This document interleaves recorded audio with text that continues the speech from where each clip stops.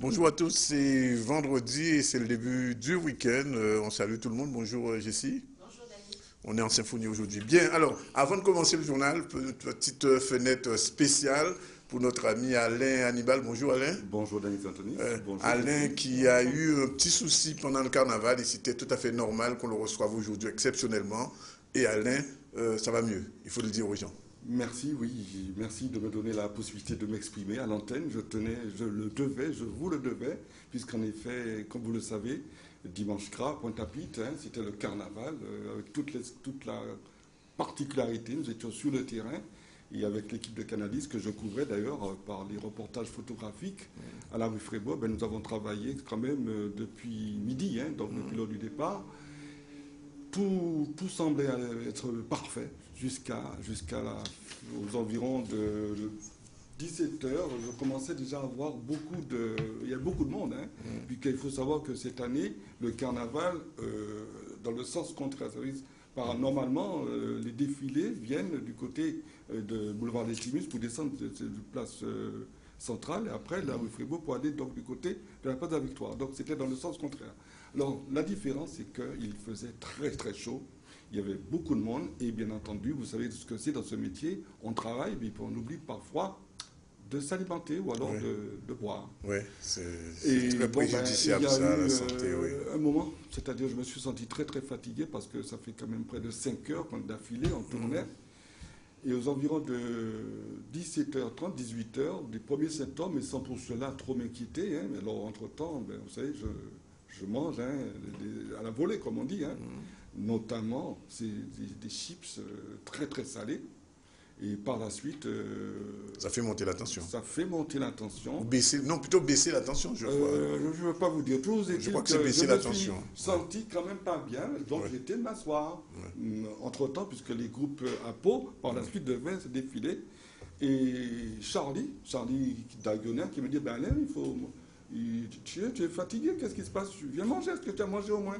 Et également Ronnie Théophile, au passage. Et je me suis assis, donc... Et la suite, je ne peux pas vous expliquer. J'ai eu le brouillard total. Le brouillard total. Oui. Et on m'a retrouvé à terre. Donc, gisant, j'étais carrément, ma tête avait heurté.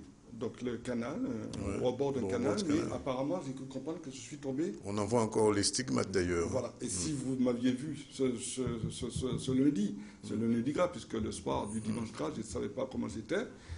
J'ai eu, donc d'ailleurs, je me suis exprimé sur le site Facebook de Presse Outre-mer. Je signe. J'ai perdu connaissance et les secours sont arrivés. Alors justement, permettez que je remercie. Allez-y, Alain, allez-y. J'ai reçu vraiment beaucoup de messages de sympathie, de reconnaissance. Non seulement, je tiens à remercier d'ailleurs Canal 10 Télévision, puisque Charlie Dagonia, Carole Beaubrun, par la suite, avec les retransmissions, que ce soit le carnaval du lundi gras, du mardi gras, Bastère et tout. J'ai aussi Ronnie Théophile. Je voudrais remercier également Henri Chélami, puisque ce sont les premiers, et puis qui ont vu, parce que pendant, c'était le direct, l'ambulance est venue me récupérer vers 19h, 19h30. On m'a tout de suite emmené au CHU, on a fait les premiers examens, symptômes pour voir, parce que la façon dont j'étais tombé, c'était délicat quand même. Et finalement, plus de peur que de mal, on m'a donc fait tout ce qu'il fallait, donc scanner, radiographie et tout. Et alors, il y a un site que je vous recommande d'ailleurs. Vous savez, la Guadeloupe est très petite. Alors, d'habitude, on me voit dire qu'en train de faire le reportage photo, et puis on dit, on ne voit plus Hannibal, il est où? Et ça va vite, les nouvelles. On a appris que j'avais un malaise. Alors, les premiers secours, alors, il faut dire que ce soir-là, le CHU était rempli. Parce que depuis dans la journée, il y avait déjà beaucoup de malaise. Donc la chaleur, le travail sur le terrain et tout. Et depuis dimanche jusqu'à ce jour, des remerciements des carnavaliers, des jeunes, des filleuls, des confrères de la presse écrite, radio, télévisée. Et puis également, surtout, le 97 Land, c'est un site qui se trouve donc à Paris, qui donne toutes les nouvelles de l'outre-mer, Harry Jeanne, qui est d'ailleurs que vous connaissez, qui alimente ce site, et ainsi que Hugues Pagési, le correspondant de presse ici pour la Guadeloupe. Mais c'est là qu'on voit la solidarité des confrères de la presse ici en Guadeloupe, entre autres.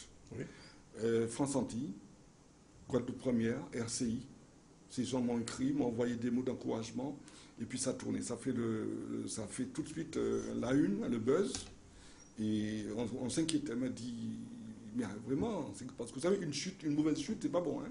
Je connais des confrères, des collègues, pour ne pas les citer, hein, ça dépend, un malaise, et puis ça va vite. Hein. Mais c'était pour moi, c'est un passage à vide que j'ai eu, et puis aujourd'hui, ben, je suis revenu. Bon, tout va bien aujourd'hui? Ça va. Est-ce que vous êtes en mesure de reprendre déjà l'activité?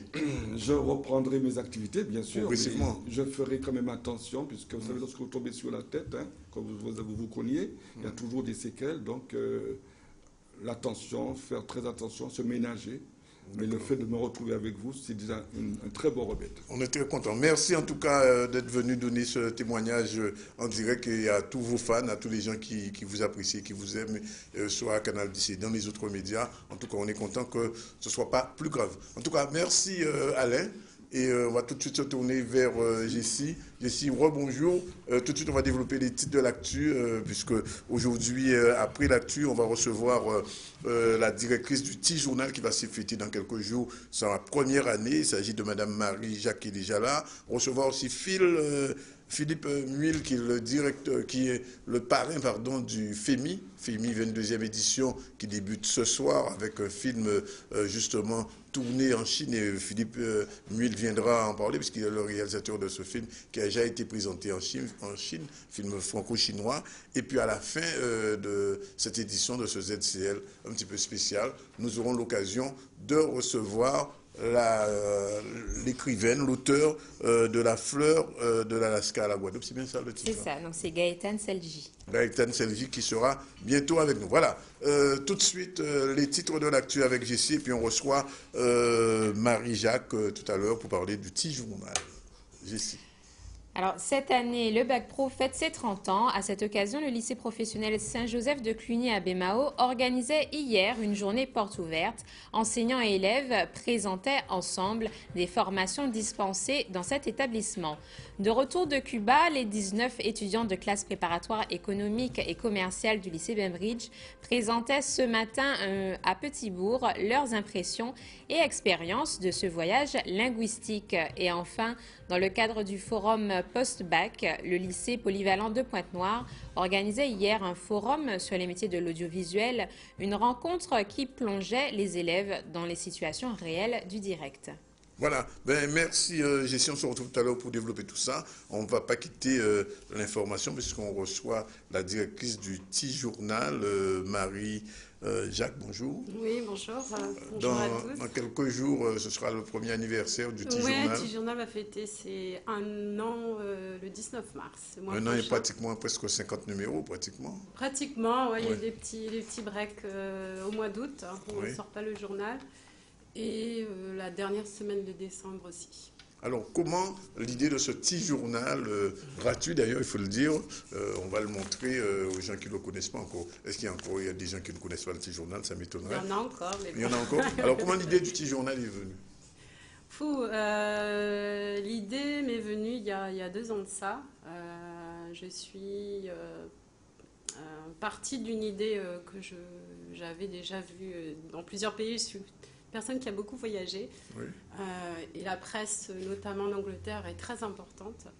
Et il existe en Angleterre, Paris et ailleurs des petits journaux gratuits, accessibles à tous, avec une lecture simple et beaucoup d'humour. Dans le genre Métro News. Voilà, exactement. Donc l'idée est partie de là. Ça, c'était juste avant les attentats de Charlie Hebdo. Et en janvier, quand je suis partie sur mon projet, les attentats à Charlie Hebdo sont arrivés. Et j'ai hésité à sortir mon concept parce qu'en fait, mon idée, c'était de partir sur une base de caricature et de dessin, sans être du Charlie ou du Canard enchaîné. Mais l'idée, c'était d'avoir un support moderne, voilà, plein d'humour, avec une vraie actualité, mais dite différemment. D'accord. Et de là, on m'a dit non, laisse pas tomber. Donc, je me suis lancée du coup au mois de mars l'année dernière, avec beaucoup de surprises parce que je pensais pas que ça allait prendre une telle ampleur. Et surtout, voilà, votre collègue d'Ercy m'avait contacté quelques mois après en me disant c'est un sacré pari de se lancer dans la presse, en sachant les difficultés de la presse. Mais voilà, j'avais envie de relever ce pari, mais c'était surtout remettre à l'honneur le papier. D'accord. Et la caricature, parce que... Et les dessins, les dessins, parce que la particularité du petit journal, ce sont ces dessins qui sont à la une, oui, avec voilà, Sugar. C'est notre petite marque de fabrique et notre marque d'identité. Voilà, et on a la chance d'avoir un super dessinateur qui s'appelle, son nom d'artiste, Sugar, qui comprend vraiment l'esprit du journal et ce qu'on a essayé de mettre en place. Quelqu'un de très cultivé et qui a un regard sur tout. Et voilà, c'est ce qu'on cherchait à faire.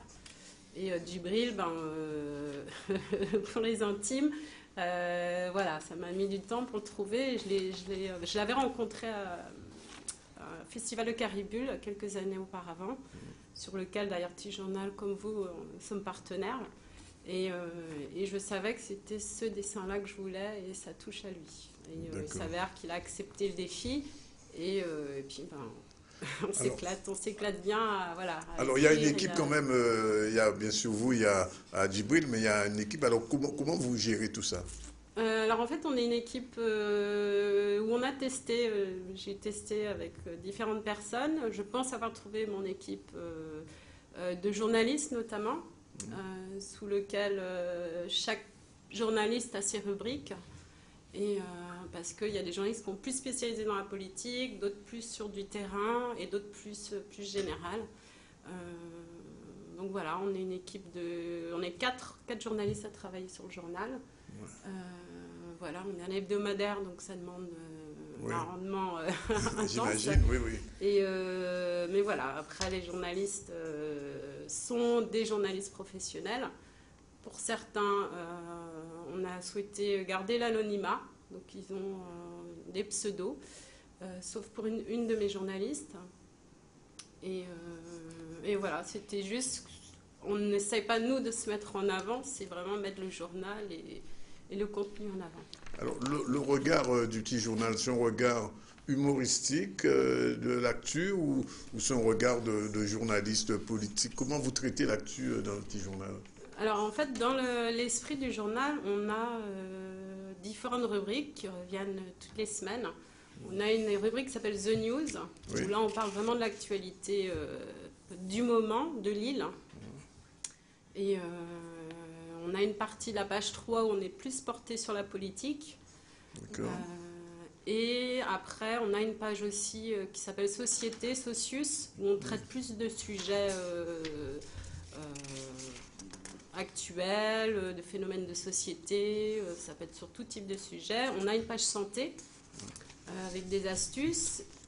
On a une page sur le moteur, on a une page sur l'high-tech, on a un journal très général, mais dans chaque page, l'idée c'était d'avoir un petit côté décalé et plein d'humour. Donc dans chaque page, vous allez retrouver, je pense à la page santé, une petite rubrique qu'on a lancée. Là pareil, je ne pensais pas que ça allait faire autant de buzz, c'est ma petite rubrique sexo. Oui. C'est pourquoi pas parler de sexe sans tabou et voilà, qui fonctionne très très bien. On m'envoie des fois des idées de sujets.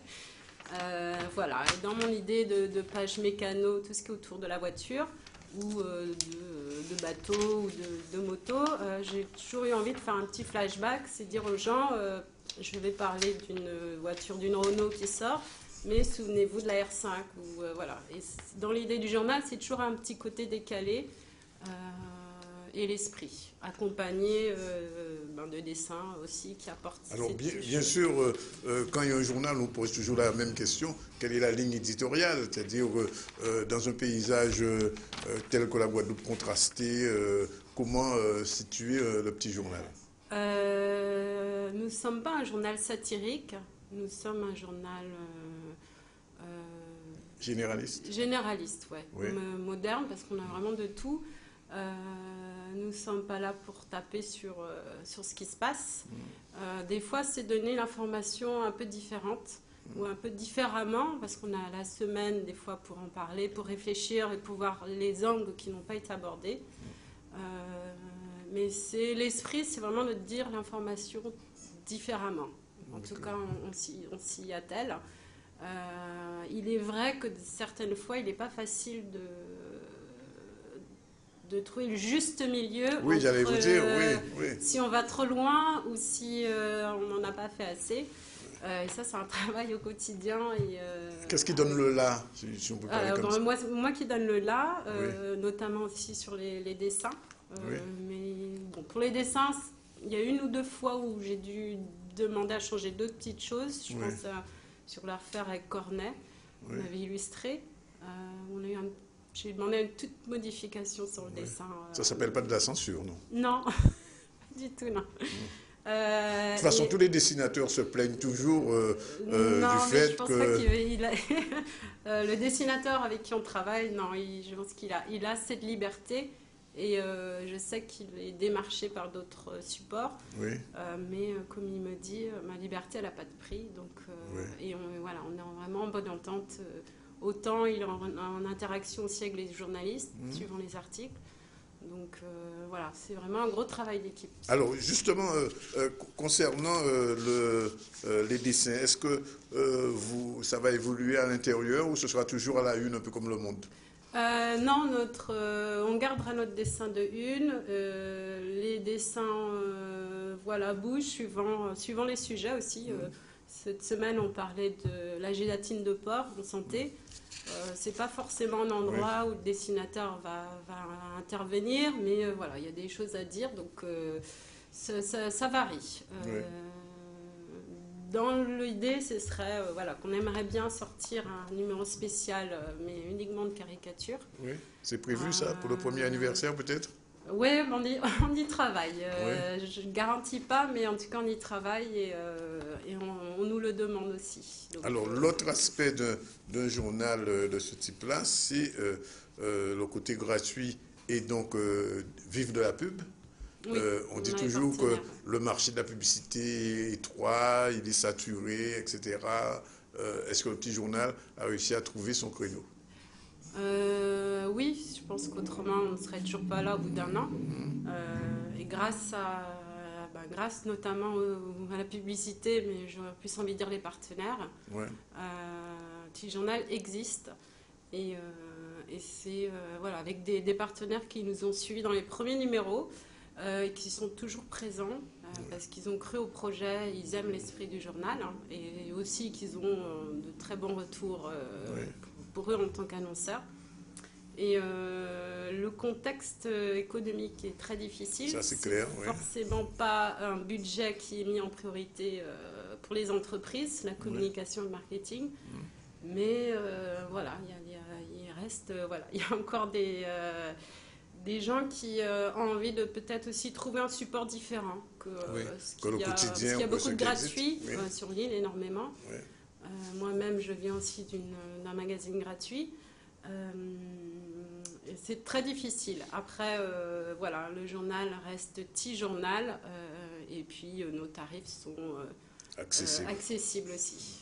Sans prétention, parce qu'on n'a aucune prétention, mais voilà. Il faut que ce soit accessible à tous et que même, entre guillemets, sans parler de petits, puissent aussi avoir cet accès pour communiquer. Et c'est pas évident pour les petits budgets qui n'ont pas les moyens de communiquer sur les autres supports. Tout à fait.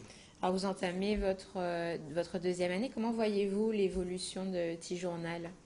Là, toujours pareil, parce que je vais vraiment prendre dans un mois un regard plus pour faire le point sur l'année qui s'est passée.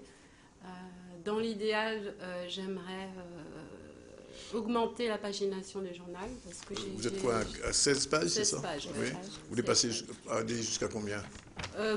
Ça se compte par 4, donc voilà. 20 mais après, pages, il faut aussi trouver le contenu. Ça implique de nouvelles rubriques. Oui, voilà. Je pense à de l'économie et puis des choses qui seront peut-être axées sur le tourisme. Et puis plein d'autres sujets avec toujours ce côté décalé. Ça, c'est dans l'idée. Et puis par rapport au web? Oui, on me le demande aussi beaucoup. Alors bon, pour l'instant, on fonctionne avec une page Facebook où toutes les semaines, le lecteur peut lire le journal en ligne et le feuilleter. C'est par un système de téléchargement, ils peuvent feuilleter le journal, donc, ce qui fonctionne très très bien, surtout aussi pour tous les Antillais qui vivent au Canada, en métropole ou à Londres, et qui aiment avoir les informations du moment. Voilà. Et comme je suis un gratuit, c'est normal que je puisse le mettre gratuitement aussi en ligne. Donc il y a un travail, une réflexion, grosse réflexion en ce moment sur une création de site. Et la troisième chose, ce serait aussi de développer, d'agrandir, augmenter le tirage. Oui, justement, parce que j'allais vous dire que il est vachement très intéressant, mais il part vachement vite. Ben, ouais.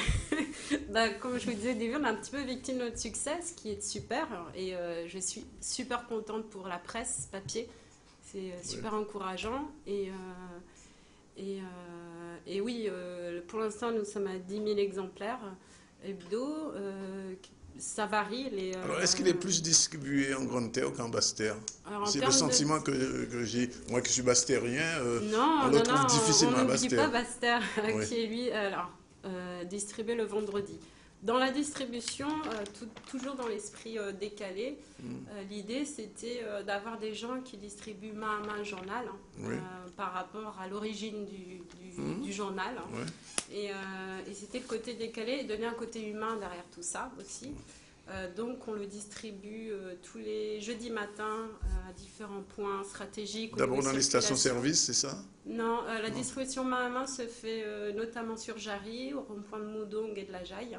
Manuellement, vous Manuellement, avec des personnes, des hôtesses qui ont les chemises petit journal, on ne va pas les louper. C'est à quelle heure il faut me dire ça Le matin, c'est le matin. À partir de 6h30. Je ne suis pas levé là. J'y non plus. Donc ça, c'est ce qui se passe sur le côté de la Gère, au point de la Gère et Moudong, et aussi le matin sur la rue Frébeau, Pointe-à-Pitre, où là, voilà, on a beaucoup de gens qui apprécient d'avoir le journal. Et la distribution main à main se fait aussi à Basse-Terre. Et on nous remercie énormément, beaucoup de gens de Trois-Rivières, de Saint-Claude, de Basse-Terre qui remercient qu'on ne les met pas à part. Donc la distribution à main se fait aussi pas très loin du marché de Basse-Terre. Et après, dans tout le reste des numéros, ils sont dans des points de dépôt qui se situent essentiellement dans les stations essence de toute l'île, avec d'autres points comme des administrations, ou je pense au pôle administratif du Gosier, à la CCI, aux îles de Guadeloupe, comité des îles de Guadeloupe à Pointe-à-Pitre, à la médiathèque de Bémao, à la mairie. Et on peut s'y abonner au fait? Alors, parce que vous savez que certains gratuits se vendent aussi par abonnement. Ça fait partie de notre évolution. Ah, d'accord. C'est que j'ai de plus en plus de demandes où les gens aimeraient l'avoir dans la boîte aux lettres. Donc, comme je suis un hebdo, il faut que je trouve une bonne, le moyen pour qu'ils puissent l'avoir le jeudi dans leur boîte aux lettres. Et ça fait partie, là j'ai encore répondu ce matin à une lectrice où je lui ai dit que voilà, on y travaillait aussi pour satisfaire tout le monde et que voilà. Alors j'ai aussi des clients qui viennent me voir et qui viennent récupérer certains numéros qu'ils n'ont pas parce qu'ils les collectionnent. Et ça fait plaisir. Et puis pour compléter les points de distribution, j'ai aussi dans pas mal de restaurants. Tout type de restaurants et puis j'ai des maisons de presse, des boulangeries parce qu'on me demande à chaque fois donc petit à petit le réseau se développe. D'accord. Apparemment tout va bien. Oui. On est content parce que c'est super positif et ça fait du bien. Ça fait du bien et les lecteurs en sont... Et les comités de rédaction sont calmes pour le petit journal? Pardon? Les comités de rédaction sont calmes? Oui, c'est convivial. Après, mes journalistes travaillent aussi sur d'autres supports, donc on n'est pas forcément à pouvoir tout le temps se coordonner. On travaille beaucoup aussi par mail ensemble. non, c'est toujours dans la joie, la bonne humeur et dans l'échange. On avait reçu aussi la directrice d'Interentreprise qui donnait son avis en disant que pour elle, un support papier devait exister, aussi, mais enfin, était, on va dire, avait plus de chances de perdurer s'il avait sa présence sur les deux territoires, donc Guadeloupe et Martinique. Qu'est-ce que vous en pensez?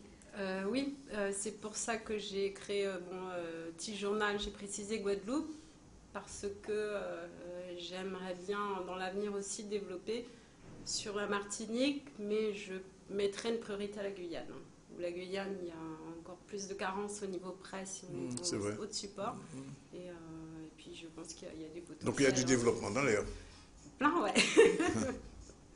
Donc voilà, après, il faut que les partenaires continuent à me suivre, et de nouveaux partenaires. Il faut que qu'on ne lasse pas les lecteurs non plus dans le journal. Voilà, il y a toujours des remises en question à faire. Donc voilà.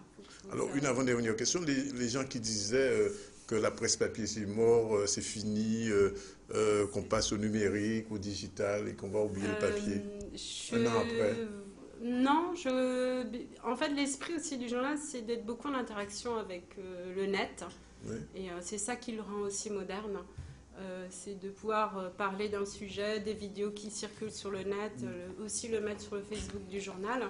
Et c'est toujours rester en interaction sur la bande-annonce du film. Vous allez le retrouver aussi sur le net, sur le petit journal. Je ne pense pas. Et je pense que le petit journal...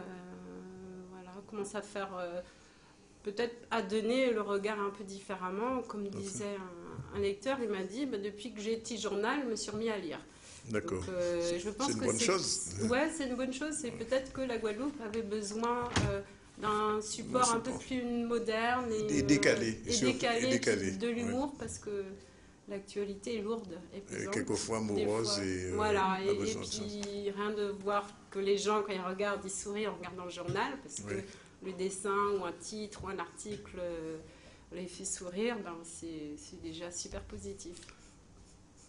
Dernière chose, quelle va être la une de la semaine prochaine? Est-ce qu'on sait déjà? Non, je ne dis pas. Ah, on ne dit pas. on a secret d'État. 2-3 hésitations. Secret d'État. Okay. Secret d'État, comme on est sur l'actualité, on attend de voir aussi. D'accord. Écoutez, Marie, merci d'être venue. Je vous remercie. On aura plaisir de vous revoir prochainement ici. Je l'espère. Puisqu'on vient de conclure quelque chose, mais on ne dit pas encore non plus. D'accord, ce sera la surprise. D'accord. Écoutez, il est 12h58, on va clôturer cette première partie du ZCL. On va se retrouver tout à l'heure avec Jessie pour développer les titres de l'actualité, puis recevoir nos autres invités, Philippe Muil pour l'euphémie et l'auteur Gaëtan Selvi. Qui est déjà là. Voilà. Il est pratiquement 13h, la page de pub, et on revient tout de suite pour la suite du ZCL. Et merci encore d'avoir été notre invité de cette première partie du ZCL.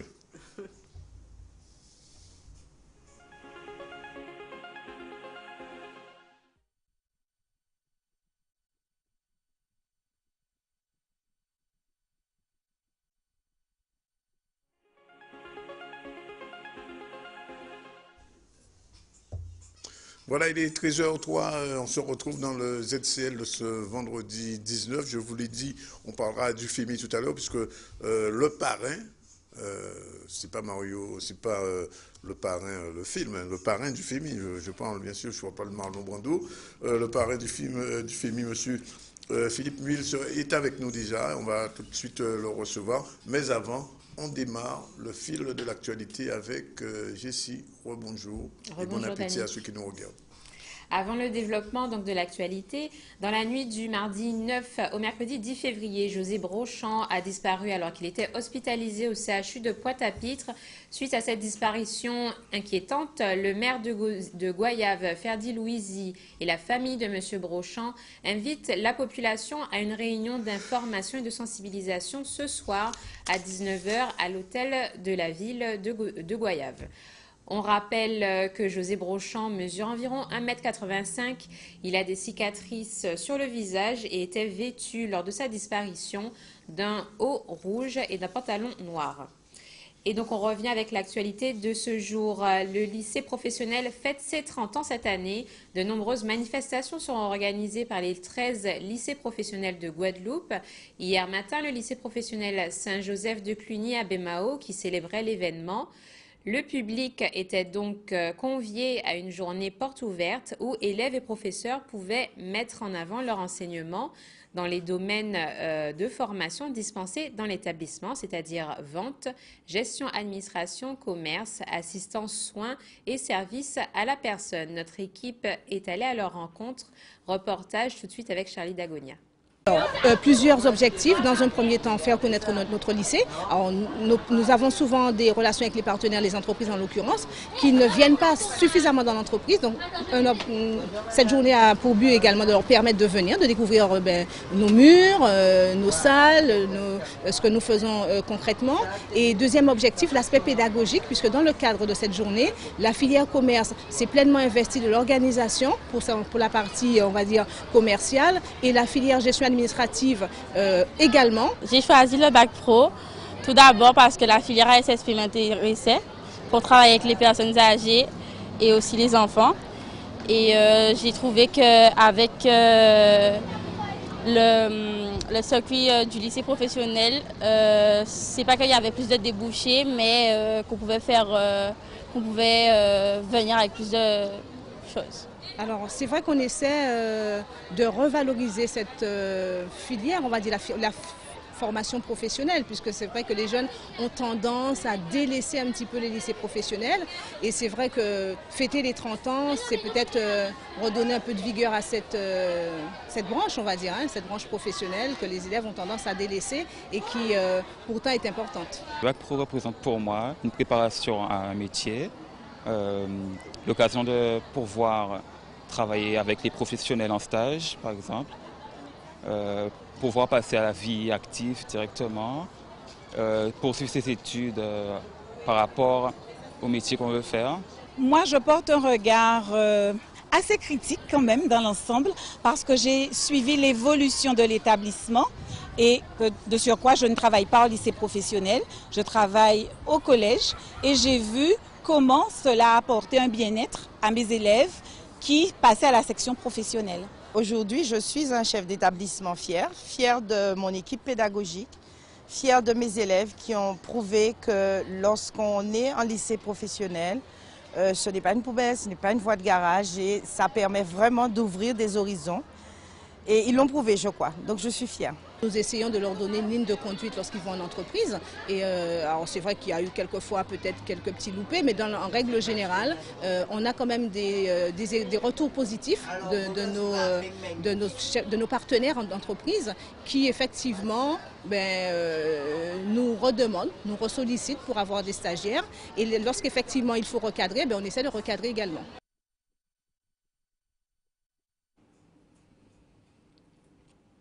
Et toujours dans le domaine de la formation, 19 étudiants de classe préparatoire économique et commerciale du lycée Bainbridge étaient partis ce mois-ci à Cuba. Ce séjour, organisé du 1er au 8 février, avait pour objectif de perfectionner leur niveau d'espagnol tout en découvrant la culture et l'histoire de Cuba. Comment s'est passé ce séjour? Quels sont les points positifs qu'ils retiennent de cette aventure? La région Guadeloupe et Guadeloupe Formation qui ont permis ce voyage nous ont conviés ce matin à Petit-Bourg pour retracer les moments forts de cette belle expérience linguistique. Reportage tout de suite. Le BTS, métier de l'audiovisuel, consiste à enrayer l'ensemble des métiers de l'audiovisuel, à la fois l'image, le son, la production, la gestion de production, le montage. Le BTS permet donc chez nous de voir à peu près 5 métiers. Donc on a 5 options, ce qui permet donc de donner l'ensemble des métiers qu'on retrouve l'audiovisuel. Le BTS dure 2 ans, la première année et deuxième année.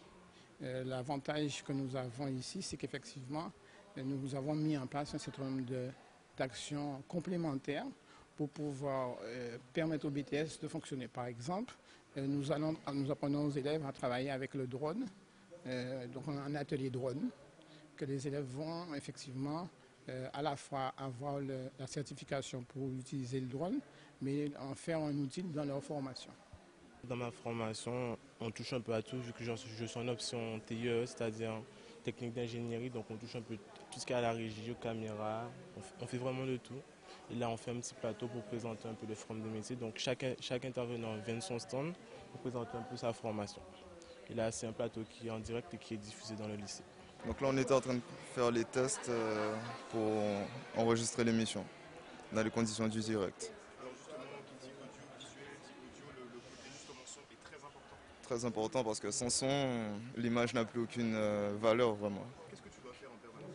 Alors je dois toujours faire attention à mes niveaux pour ne pas saturer et faire en sorte que le programme soit bien enregistré et envoyé pour être diffusé.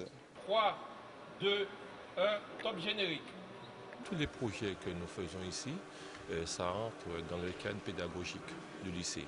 Et partant du principe qu'on a organisé le forum des lycéens à Pointe-Noire, c'était tout à fait normal que nous puissions, dans notre cadre, que nous puissions réaliser ce plateau-là, de telle façon à faire participer tous les participants, chaque stand. Ça a été réalisé uniquement avec des étudiants, 100% d'étudiants et de professeurs. C'est-à-dire que pour les présentateurs, on avait les professeurs et toute la partie technique, la gestion technique, sauf la réalisation et la partie vision qui était gérée par le personnel. Ce plateau vert sert pour les incrustations. On s'en sert en exercice pour nos élèves. Donc soit on incruste une image derrière, soit un film, et on met un comédien en action dans ce milieu-là. Donc on peut faire, comme c'est le cas actuellement, la météo, mais on peut faire aussi, on a un cycliste, exercice, différents exercices pour nos élèves. 5, 4, 3, 2, 1. Bienvenue au forum des lycéens. Alors, vous l'avez compris, là, il n'était pas question du reportage donc, sur le voyage des classes préparatoires donc, à Cuba. Là, donc, c'était le lycée polyvalent de Pointe-Noire donc, qui organisait un forum sur les métiers de l'audiovisuel. Mais ça tombe bien puisqu'on reçoit donc tout de suite le parrain. Un cinéaste, on va faire le lien avec Philippe Mille. Bonjour. Bonjour. Alors, vous êtes parrain du FEMI. Alors, je vous pose tout de suite la question parce que le FEMI a choisi cette année la Chine. Et ce n'est pas un hasard, pas vraiment un hasard, puisque vous avez tourné le film qui se projette ce soir, a été tourné en Chine. Absolument. Oui. J'ai en fait, l'organisatrice du festival a souhaité trouver un film chinois pour faire l'ouverture de ce festival. Oui. Ça devient deuxième édition. Et une amie qui s'occupe d'événements culturels à Paris lui a suggéré mon nom, parce qu'effectivement, c'est un peu particulier. Je suis l'un des deux Français qui ont fait des films chinois. Oui. Il y a moi et Jean-Jacques Hano qui a fait le Dernier Loup. Et donc voilà, j'ai fait ce film qui s'appelle Le Promeneur d'oiseaux. Qui est allé aux Oscars en 2015 qui a été choisi par la Chine pour représenter la Chine aux Oscars, oui, l'année dernière. Alors, comment se passe un tournage en Chine?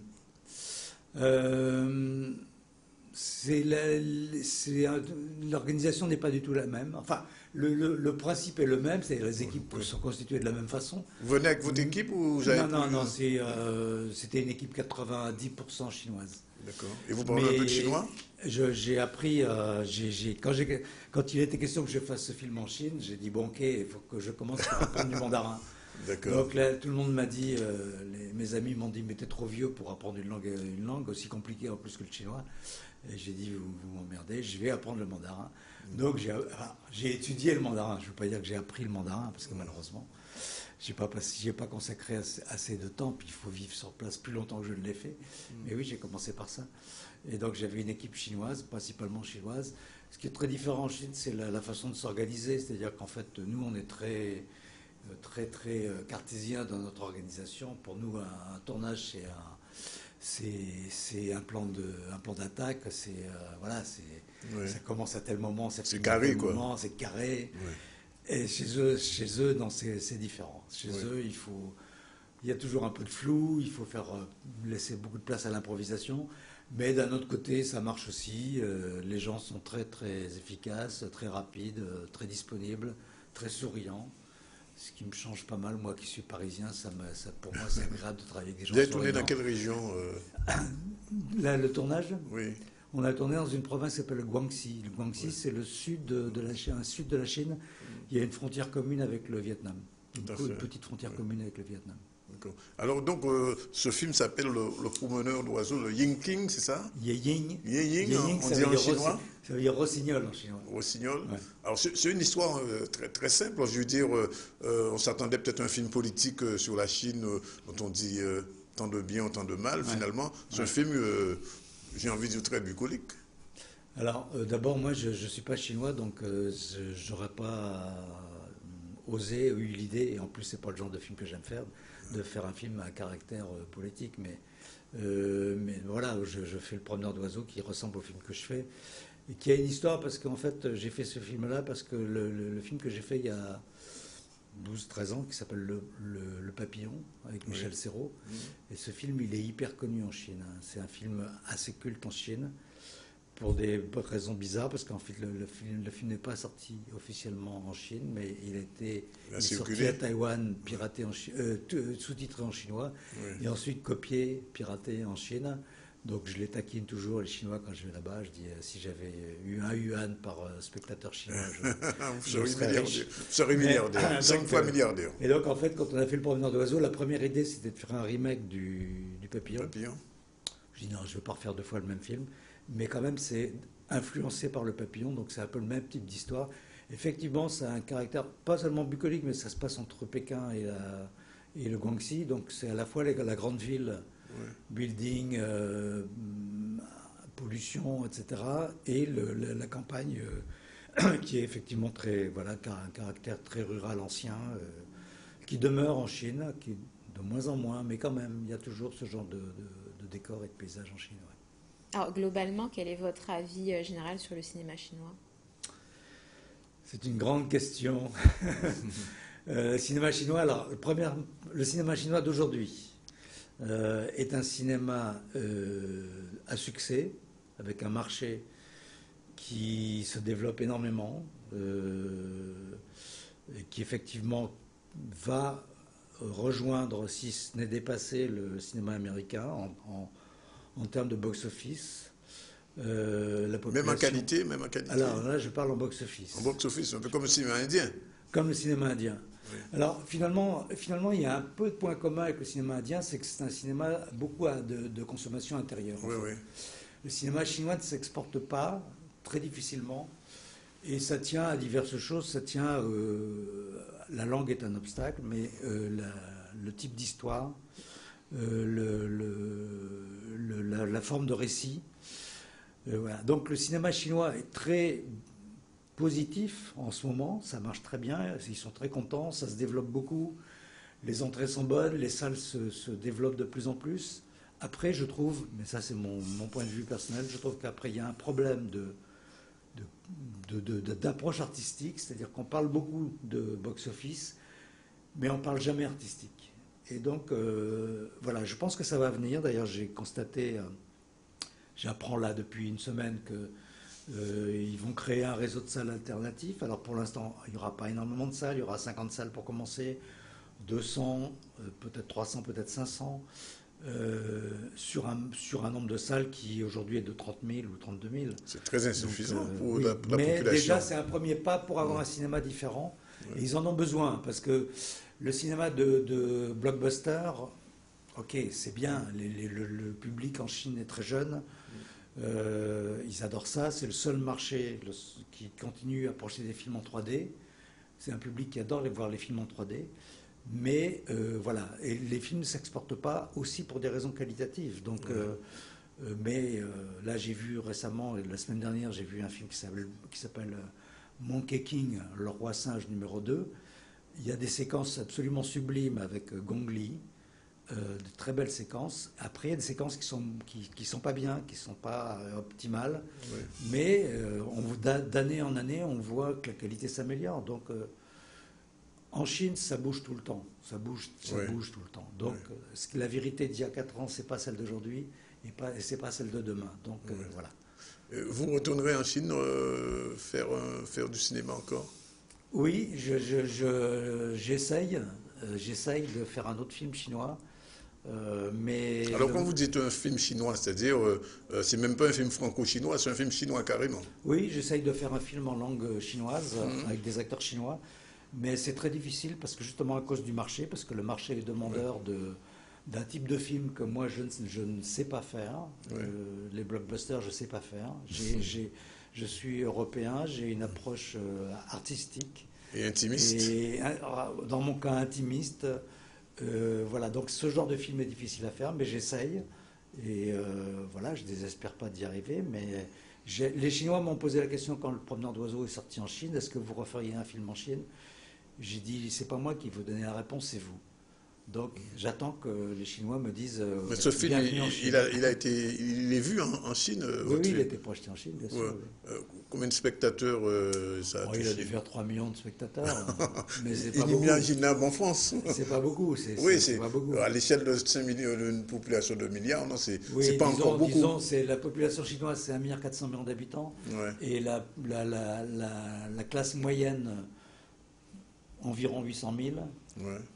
Voilà, il y a quand même beaucoup. Je pense que c'est 800 millions. Pardon. 800 millions, oui. Et je pense qu'il y a environ 400 millions de spectateurs potentiels. Donc, ouais. Voilà. Donc il y a un bon marché. Il y a un super marché, il y a un grand marché. Oui, qui intéresse les Américains. Et la France est bien présente en Chine. Récemment, je crois que votre président est passé par là.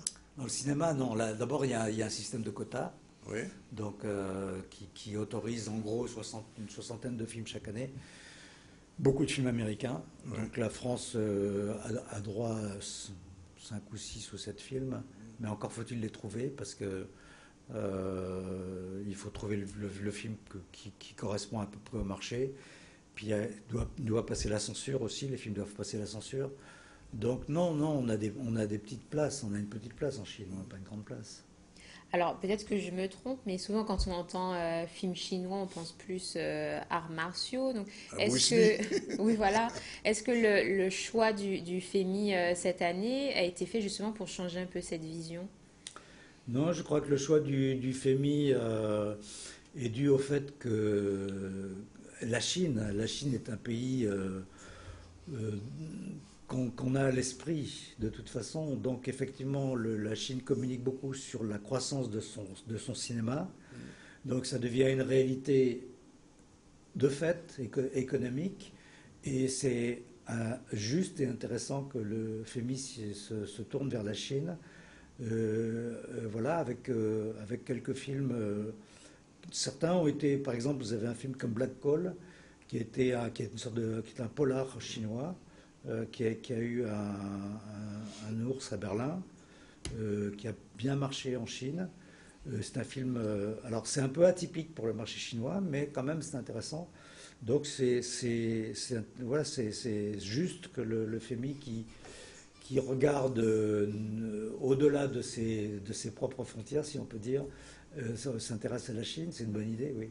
Oui, c'est quand même curieux quand même que votre film français représente la Chine à un Oscar. C'est particulier, ça. Oui, mais bon, moi, mon film, il a été choisi par la Chine pour les Oscars parce que, à la fois pour des bonnes raisons et des mauvaises raisons. Alors, les bonnes raisons, c'est que c'est un beau... Enfin, je le mets entre guillemets parce que c'est pas à moi de dire du bien de mon film. On le verra ce soir. Mais c'est un beau film qui donne une belle image de la Chine, une image réelle. Hein. La Chine est multiple, donc c'est une des images de la Chine, mais c'est une image réelle. Et après, il y avait le film de Zhang Yimou qui s'appelle Coming Home, mais Zhang Yimou était déjà allé 8 fois aux Oscars, donc ils ont dit, bon, on va essayer autre chose. Et puis il y avait Black Call, mais Black Call donne une image de la Chine que les Chinois n'apprécient pas trop. Donc voilà, bon, alors moi je suis très content d'être un peu le franco-chinois de service. Oui. Moi j'aime bien parce que je suis un peu fatigué d'entendre critiquer en France, chez nous, en métropole, d'entendre critiquer systématiquement la Chine, alors que, comme tous les pays, c'est un pays qui a des défauts, mais c'est un pays qui a beaucoup de qualités. Et il faut regarder les gens, il faut regarder l'humain derrière le politique. Et c'est toujours intéressant voilà, donc je suis content de faire un peu le pont entre la France et la Chine, ça m'intéresse et ça m'amuse. Alors, je vais vous poser une question qui n'a pas trop à voir avec le cinéma, mais enfin, vous avez été publicitaire dans une première vie. On parle beaucoup du développement de la consommation en Chine, des milliardaires rouges. Est-ce que la pub se développe autant que le cinéma en Chine? Ben, la Chine, c'est un marché terrible libéral, c'est une économie totalement libérale. Elle n'est pas plus marxiste que ça, en fait. Comment? Elle n'est pas plus communiste que ça. Non, ben, je les taquine toujours. Je les taquine, je leur dis, vous savez, le pays communiste, c'est la France, c'est pas la Chine. Mais oui, c'est un pays où la consommation c'est une course, c'est normal. Il faut remettre ça en perspective. Il faut regarder d'où ils viennent. C'est un pays où tout est allé très très vite. Tout s'est construit. L'accès aux produits de grande consommation, ça date de quoi? De 15 ans. Moi, je suis allé en Chine en 2000. À Pékin, c'était complètement différent de maintenant. Et même Shanghai, d'ailleurs. Même Shanghai, complètement différent. Donc, et puis, les jeunes sont accros, quoi. C'est-à-dire, voilà, il faut consommer. Tout le monde parle anglais. Alors oui, ça se développe énormément. Mais la pub est de qualité, c'était la question. Pardon? La pub est de qualité, là-bas? Oui, c'est beaucoup de la télévision, Internet. Il n'y a pas du tout il n'y a pas d'affichage comme chez nous. Il n'y a pas de Dazibao. Mais voilà, mais Internet, la télévision, beaucoup, les nouveaux médias, oui, ça marche très très fort, oui, bien sûr. Ils font des films publicitaires de qualité internationale, donc ouais. Bon, écoutez, bienvenue au FEMI. On donne rendez-vous à nos téléspectateurs ce soir.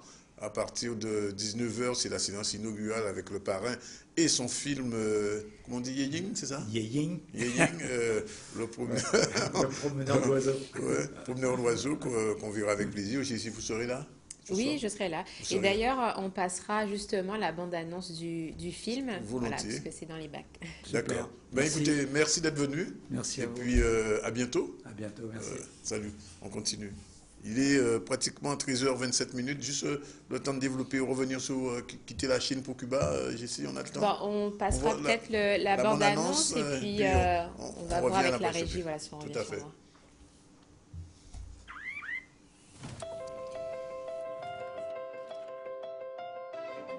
祝福你！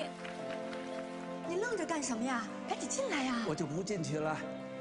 你把这个小东西给我孙女儿。我得飞趟巴黎。你们要是真拿孩子不知怎么办好，那我带他走一趟。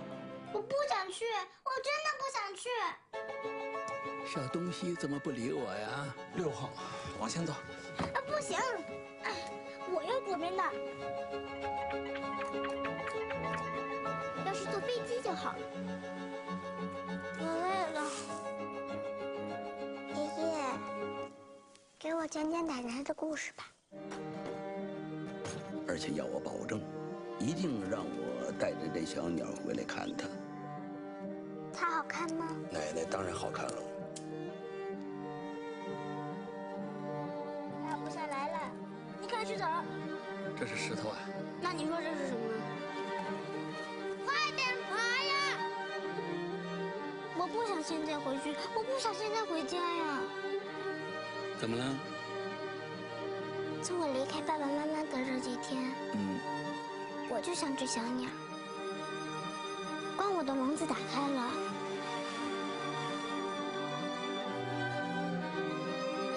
我一下子就飞了出去。爷爷，现在我只想用我的小翅膀再飞一会儿。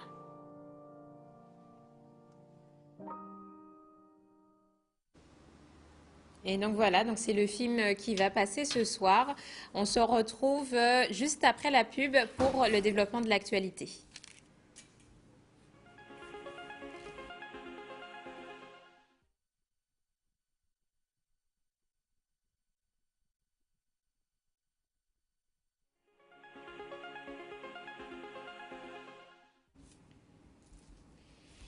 Il est 13h32, on revient donc avec l'actualité de ce jour. Aujourd'hui, la ville des Abîmes organisait une matinée de sensibilisation sur la propreté et l'environnement. La ville souhaite responsabiliser les résidents à l'amélioration de la propreté de leur environnement. Il a donc été proposé aux usagers d'exposer les bonnes initiatives, mais aussi les actes d'incivilité en matière de propreté pour améliorer leur espace de vie.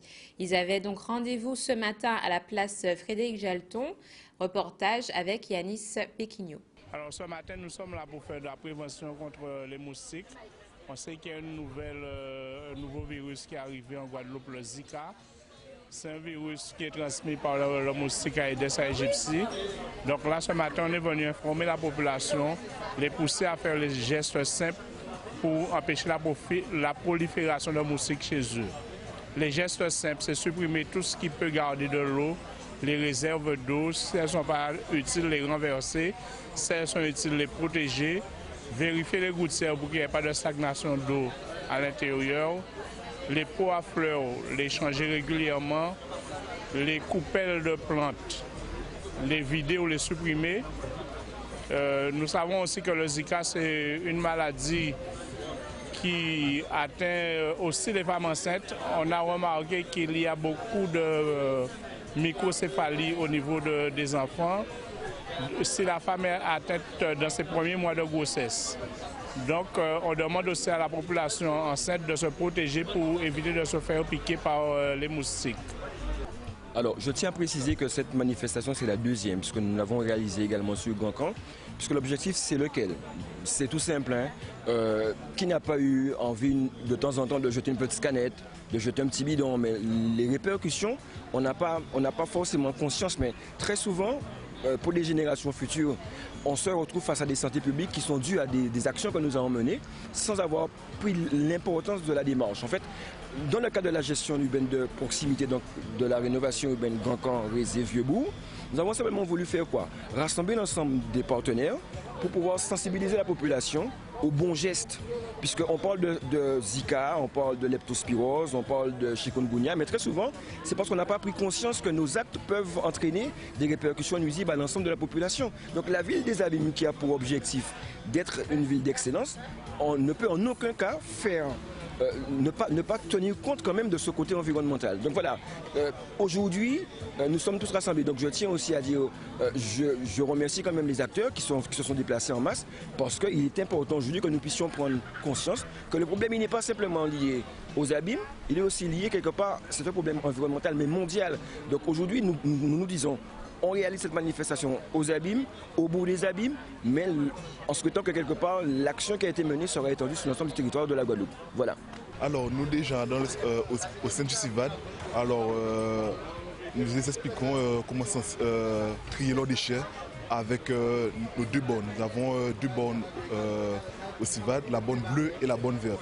Alors, la borne verte, c'est pour mettre tout ce qui est bouteilles en verre, bocaux et flacons en verre. Et la borne bleue, on peut mettre tout ce qui est bouteilles en plastique, canettes et les boîtes en carton, les petits emballages en carton notamment, et aussi les feuilles de papier de la borne bleue. Et comme je vous l'ai annoncé donc tout à l'heure, 19 étudiants de classe préparatoire économique et commerciale du lycée Bainbridge étaient partis ce mois-ci à Cuba. Ce séjour organisé donc du 1er au 8 février avait pour objectif de perfectionner leur niveau d'espagnol tout en découvrant donc la culture cubaine. Comment s'est passé ce séjour et surtout quels sont les points positifs qu'ils retiennent de cette aventure? La région Guadeloupe et Guadeloupe Formation qui ont permis donc ce voyage nous ont conviés ce matin à Petit-Bourg pour retracer les moments forts de cette belle aventure. Reportage tout de suite avec Nicolas Hachi. C'est vrai que pour l'établissement public administratif qui est Guadeloupe Formation, au sein duquel donc existe ce pôle de langue cigarelle, il était important depuis sa mise en place de vraiment veiller à étendre les liens culturels entre notamment la Guadeloupe et d'autres pays de la Caraïbe. Donc c'est vrai que dans une dimension d'échange linguistique, nous avons souhaité donc faire profiter à la classe du lycée de Bainbridge, la classe des préparationnaires HEC du lycée de Bainbridge. Donc nous avons souhaité leur faire donc profiter de cette opportunité d'être en immersion pendant une semaine à Cuba. Concernant le déroulement du séjour, donc nous avons été très bien accueillis dans tous les lieux où nous sommes passés, dans toutes les villes. Nous avions des professeurs, puisque nous suivons des cours à l'Alliance française, donc nous avons des professeurs vraiment formidables qui étaient à notre écoute et qui répondaient à nos besoins. Et je pense très sincèrement que c'est un voyage à recommencer et que c'est un voyage qui va porter ses fruits, car personnellement, donc, je suis dans une optique de concours. Bientôt, je vais passer le concours. Mais cela ne va pas seulement m'aider pour le concours, mais pour ma vie future. Donc, notamment du point de vue de développement et d'adaptation. Très intéressant au niveau linguistique, culturel et historique, puisqu'on a pu voir en une semaine énormément de choses. Notamment, on a eu des cours de langue à l'Alliance française. On a eu des visites de musées, des visites de sites historiques comme à Trinidad. Et vraiment, on a pu s'enrichir personnellement et pouvoir voir autre chose que la France, que la Guadeloupe, et voir qu'on est toute une diversité dans la Caraïbe et qu'on peut pouvoir vraiment avoir une autre approche de notre vie par rapport à la culture qui est à Cuba. Il faut bien croire que le voyage forge l'être dans toutes ses composantes. Donc c'est vrai que pour nous, c'est important de pouvoir coupler, lorsque c'est possible, l'apprentissage des langues avec une période en immersion, d'autant que là, il s'agissait vraiment de jeunes qui sont en pleine préparation d'examens et de concours et qui ont besoin aussi de pouvoir étendre un petit peu leurs horizons, de pouvoir voir d'autres choses, notamment une autre culture et un pays qui est en train de s'ouvrir comme Cuba. Estoy muy contente de poder participar a este viaje y quiero que puedo renovar el viaje en el futuro. Et avant donc de poursuivre l'actualité, il est 13h40 et aujourd'hui donc nous recevons Gaëtane Selji. Bonjour. Voilà, donc vous êtes l'auteur donc du livre La fleur de l'Alaska à la Guadeloupe. Oui. Voilà, que tu as lu, Danick. Hein. Oui, j'ai lu et d'ailleurs je voulais poser la question à Mme Selji tout de suite. Pourquoi ce titre? Parce que j'avoue que le titre m'a un peu interpellé et surpris. Oui, je comprends que ça surprenne. En fait, c'était tout de suite de faire un parallèle entre deux extrêmes, oui. Voilà, géographiquement. Oui, mais la fleur. Elle a la fleur, donc il faut découvrir. C'est Lise, la fleur, c'est Lise. Il faut découvrir. Non, c'est pas Lise. C'est pas Lise. Je le dis tout de suite, c'est pas Lise. Bon, alors. Mais le lecteur le découvre. D'accord, on entre dans le vif du sujet. Alors, l'ouvrage, enfin, le roman commence en Afrique du Sud, bien sûr. Oui. On parle beaucoup de Mandela et alors, vous dites pas afro-descendants, vous dites africain-indien. Oui, ou Afrique. Alors, pourquoi? Expliquez-nous ça un peu. C'est une petite idée comme ça, une création, histoire de sortir un peu de ce qui est conventionnel, quoi. D'accord. Je ne l'utilise pas. Ah, vous ne l'utilisez pas dans la vie? Non, c'est voilà. Parce que ici, c'est une Afrique-indienne. Afrique-indienne descendante, c'est ça? Oui, descendante. Pourquoi pas? C'est la narratrice qui utilise. Oui, voilà. Oui. Donc, si quelqu'un veut se l'approprier, pourquoi pas? D'accord. Si ça plaît. Alors, est-ce que vous pouvez nous rappeler un peu l'histoire générale? Alors, l'histoire, en fait, je dirais, c'est un gros clin d'œil, en fait, qui peut-être même se multiplie. C'est plusieurs clins d'œil. C'est une petite fille née en Guadeloupe, une Guadeloupéenne. Donc, c'est une époque, quand même, il y a une cinquantaine d'années. Donc, cette petite fille, en fait, elle grandit avec des femmes, comme ça se faisait souvent, fréquemment, il y a quelques années chez nous. Et donc elle est très protégée. Mais aussi, elle parle, en fait, de ses expériences à l'école. Oui. Donc, l'histoire part, en fait, sur le fait comme elle est née en Grande Terre, oui. Elle se trouve sur la Basse Terre. Alors, quand vous dites Grande Terre, c'est pas c'est pas précis, c'est volontairement. Voilà, c'est pas Moule, c'est pas Mornalo, c'est pas Petit Canal. Non, c'est la Grande Terre, c'est pour faire un peu la différence entre la Grande Terre et la Basse Terre au point de vue végétation. Ah, d'accord. Voilà, donc parce qu'effectivement, la narratrice dit qu'elle ne connaît pas de rivière jusqu'à un certain âge. Alors, autre chose qu'on remarque, c'est que on voyage beaucoup dans cet ouvrage, mais c'est pas linéaire. Alors, c'est une forme d'écriture, enfin de récit qui n'est pas linéaire, puisqu'on passe d'une époque à l'autre.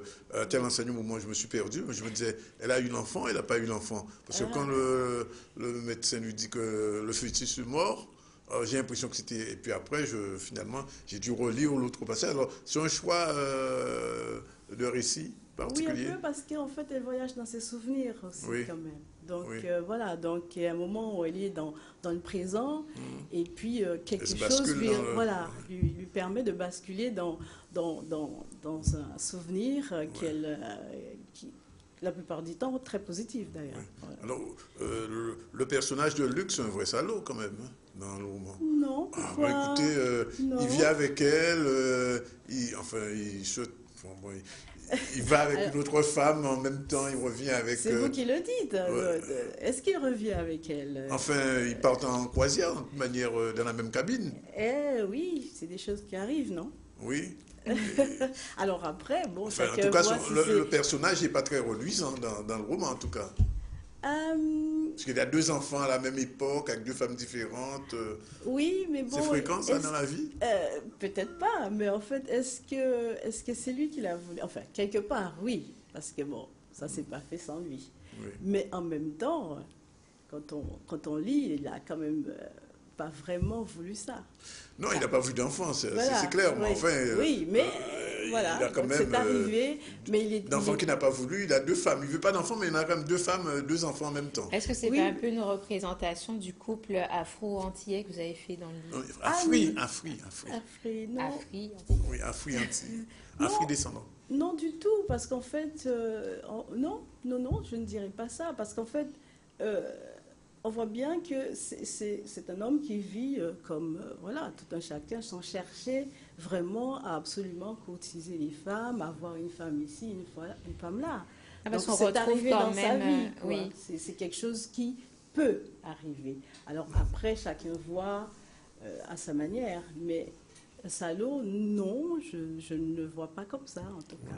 Parce qu'on retrouve quand même ce côté où effectivement Lise est élevée par ses mères, donc du coup sa mère, sa grand-mère, arrière-grand-mère, et puis elle aussi, du coup, la situation de la vie fait qu'elle se retrouve seule à élever sa fille aussi. Oui, voilà, oui, effectivement, hein, mais le maillon a quand même été brisé à un certain moment, parce que sa vie n'est pas tout à fait celle de ses aînés. Oui. Voilà, donc, mais la situation fait qu'elle se retrouve effectivement comme l'ont été ses aînés. En tout cas, quand on compare les 2 personnages principaux, on va dire Lise et Luc, je pense quand même que Lise paraît celle qui souffre, celle qui a tous les problèmes, et puis Luc, lui... Alors, est-ce qu'elle souffre? C'est la peinture de l'homme. Est-ce qu'elle souffre, Lisa? Pardon? Est-ce qu'elle souffre? Il ne me semble pas qu'elle apprenne avec plaisir que son mari l'a trompée pendant son absence. Il y a eu... ça ne fait pas plaisir, ça. Bien sûr que non, mais quand on... Ça ne ferait pas plaisir d'apprendre ça. Non, du tout, mais je pense que Lise, mine de rien, reste forte et indépendante face à cela. Donc, oui, bien sûr, elle surmonte Et puis son fantasme, c'était l'Alaska, finalement. Oui, parce qu'en fait, pour rien au monde, elle voulait rater le voyage. C'est surtout ses rêves, en fait. Oui. Donc, c'est sa vie avec ses rêves, avec ce qu'elle a envie de faire. Et voilà, donc... Luc s'est trouvé dans sa vie, donc elle a bien vécu ce moment avec Luc, mais Luc s'en va et la vie continue. Oui, et André a grandi. Voilà. Oui. Voilà. Ouais. Non, comment l'histoire vous est venue, en tout cas Est-ce que ce sont vos rêves que vous avez retranscrits? C'est la question que je lui posais d'ailleurs. Elle m'a dit non, mais... Non, c'est pas son histoire, mais peut-être... Ce n'est pas mon histoire. Il y a un peu de son histoire. Effectivement, j'ai prêté mes rêves à Lise. Voilà, donc d'aller à l'Alaska. Vous êtes allé en Alaska? Oui. Oui, et en Afrique du Sud aussi. Et aussi, voilà. D'accord. Donc j'ai prêté mes rêves à Et vos voyages. Et donc après, Lise a sa vie, qui n'est pas la mienne. Je lui ai simplement passé mes rêves. Et donc elle en a fait ce qu'elle en a voulu. Et le prochain roman, ce sera la vie d'Andrea, peut-être? Ah, peut-être. Peut-être. Enfin, je ne sais pas, je pose la question, puisque comme vous faites des générations. Oui, ce sera peut-être Lise avec plus la vie d'Andrea. À la fin, à quel âge, Lise, à peu près, à la fin du roman? Lise, elle a déjà quand même passé la cinquantaine. Cinquantaine, oui. donc elle n'aura pas d'autres enfants. Oui. Non, ce sera donc, la c'est suite sa avec fille Andrea, qui peut-être. Et Luc, qu'est-ce qu'il devient on ne sait pas. La narratrice ne m'a rien dit. N'a rien dit. Bon, je lui ai écrit à la narratrice, voilà, demander des nouvelles de Luc, savoir s'il oui. n'est pas en prison, enfin on ne sait pas. Pourquoi il n'est pas... Non, il est retourné avec son il est quand même quelqu'un de... amante. Non, mais Luc, il est quand même quelqu'un de très sympathique. Il faut voir le début de sa vie, quoi. Au début, oui. Voilà, il est un peu quand même... perturbé par son histoire, l'histoire familiale qu'il porte sur ses épaules un peu quand même s'il est discret, il l'a dit et puis il s'arrête là, il ne le répète pas, mais il porte quand même cette histoire sur les épaules. Écoutez, les gens qui liront cet ouvrage vont découvrir cette histoire. La fleur, donc de l'Alaska à la Guadeloupe. Peut-être que ce n'est pas le titre que j'aurais choisi, mais enfin bon, c'est le titre du bouquin. C'est une histoire d'amour en fait, hein, un peu. Oui, au pluriel. Oui. Au pluriel, parce qu'il y a l'amour pour les mères, voilà, pour sa fille et tout, donc pour son pays. Du Sud, donc c'est une belle histoire d'amour. Oui, sous fond d'Afrique du Sud et d'Alaska. On a froid, on a chaud. Bien. En tout cas, si vous n'avez pas lu ce livre, il y a une signature prévue ou bien déjà faite? Pas encore. Pas encore? Bon, ben, souvent les éditions Nestor vont nous prévenir. Cet ouvrage, vous l'avez aimé, cet ouvrage ici? Ah oui. Non, j'ai trouvé facile à lire en plus. Oui. Et effectivement, donc ça mêle différents amours. Donc, non, c'est très intéressant. Vous aurez de la confiture de coco. Merci. En échange, ça va vous adoucir. Merci en tout cas, Madame Gaëtane Selji. Il y a déjà un roman déjà en route? Oui. Oui? Oui. Bon, on attendra la suite de La Fleur, de l'Alaska à la Guadeloupe. Voilà, c'est aux éditions Nestor. Il est déjà pratiquement 13h50, juste le temps de finir vos brèves brièvement. Exactement. Oui. Alors, Danick, direction la Caraïbe, puisque les chefs du gouvernement de la CARICOM se sont rencontrés donc cette semaine lors de la 27e réunion intersession à Placencia à Belize. Cette réunion qui s'est terminée donc mercredi soir devait permettre aux différents gouvernements de traiter les questions sur le Zika, la criminalité, mais surtout une problématique majeure, la catégorisation donc de la région comme une zone à haut risque financier. À cause de ce statut, les banques caribéennes risquent de perdre leurs accès aux marchés financiers internationaux, qui aura donc des répercussions sur le commerce international, l'attribution des crédits aux clients locaux et les transferts de fonds. Donc, suite à leur réunion, la CARICOM a décidé de mettre en place un groupe de défense de haut niveau pour représenter donc les intérêts de la région auprès de l'ONU, l'Organisation mondiale du commerce et le Congrès américain. Vous en avez entendu parler, Danick? Oui, bien sûr. Et je rappelle, toujours on parle de la Caraïbe, que c'est confirmé, Obama sera à Cuba, début mars avec sa femme. Et il a même dit qu'il va aborder la question des droits de l'homme. Enfin, ça, par contre, il va rencontrer Raúl Castro, pas Fidel Castro. Et ça prouve que les choses, la situation se détend de plus en plus entre Cuba et les États-Unis. Et donc, c'est la fin d'une époque, ce qu'on appelait à Cuba El Bloqueo. D'accord. Donc, on continue toujours sur la Caraïbe. Et donc, pour ceux qui ont l'intention de se rendre à la Barbade, à partir du 1er avril, vous devrez laisser vos empreintes digitales en entrant et en sortant du service d'immigration. Cette nouvelle mesure de sécurité sera suivie de l'introduction de la numérisation du visage des passagers, une mesure biométrique obligatoire en vertu du règlement 2015 de l'immigration. Et donc, c'est terminé pour l'actualité de ce jour. On vous remercie donc de nous avoir suivis. Et donc, si vous avez donc raté l'édition d'aujourd'hui, vous pouvez donc nous retrouver sur le www.zcl.tv. Et surtout, ne ratez pas la séance inaugurale du FEMI ce soir. C'est ce soir, voilà. Et votre pot de confiture de Guadeloupe, de coco. Ah d'accord, donc vous ça voulez c'est le coco, pour... la patate, finalement. Le confiture de coco, je Confiture de coco. Bon, voilà, mais vous ça aurez de la sera mon confiture de petit coco. cadeau pour lundi, lundi Absolument, prochain. mais il ne faut pas en abuser. Et justement, il y a un téléspectateur qui m'a dit tout à l'heure, en parlant d'Hannibal, que c'est effectivement que c'est le sel qui fait descendre la tension et qu'il ne faut pas abuser de chips. Alors, à votre déjeuner tout à l'heure, pas de chips. Très bien, c'est noté. C'est noté? Oui. Bien. Allez, on vous quitte. Réalisation Yann. On va retrouver tout le monde lundi. Et si vous êtes encore avec nous, prenez votre dessert en confiture de coco. Si possible, oui. C'est possible. Sinon, on se retrouve lundi à la même heure, dans le même journal, avec la petite équipe qui, chaque semaine, fabrique ce ZCL. Et on pense à Céline, à Harold, toute l'équipe, Nicolas, enfin, on les salue. Et puis, on se retrouve tout le monde lundi à la même heure. Salut, au revoir. Bon week-end. Bon week-end.